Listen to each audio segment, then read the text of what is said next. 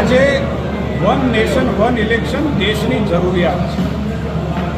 માનનીય પ્રધાનમંત્રી નરેન્દ્રભાઈ મોદીએ જે પ્રકારે લો કમિશન, જે પ્રકારે જે તે વખતની બંધારણીય સભા અને આ બધા જના આધારે દેશની અંદર વન નેશન વન ઇલેક્શનની જરૂરિયાત છે, એના આધારે એક નવું બિલ દેશની સંસદમાં પસાર કર્યું છે.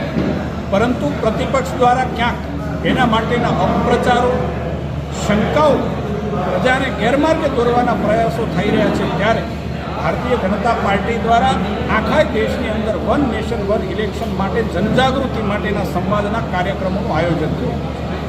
સાવરકુંડલા ખાતે લાયન્સ ક્લબ અને સદભાવના ગ્રુપ દ્વારા આજે વેપારીઓ, ખેડૂતો, વિવિધ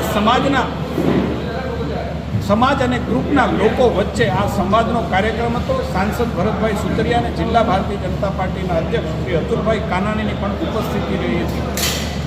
આખા કાર્યક્રમ વન નેશન વન ઇલેક્શનની શું જોગવાઈ છે, કેવી રીતે ફાયદો કરે છે, દેશની અંદર આજે વારાઘડીએ ચૂંટણીઓ આવવાથી કેવા પ્રકારનું નુકસાન થાય છે, હું એમ માનું છું કે એની વિગતવાર સમજ એ વરિષ્ઠ લોકોને આપવામાં આવી છે. વેપારી વર્ગના લોકો, ખેડૂત વર્ગના લોકો, અન્ય વર્ગમાંથી આવતા તમામ વરિષ્ઠોને એની સમજ આપવામાં આવી છે. જે પ્રકારે અપપ્રચાર થયેલો છે એ અપપ્રચારની સામે સત્ય શું છે એની માહિતી પણ આપવામાં આવી છે.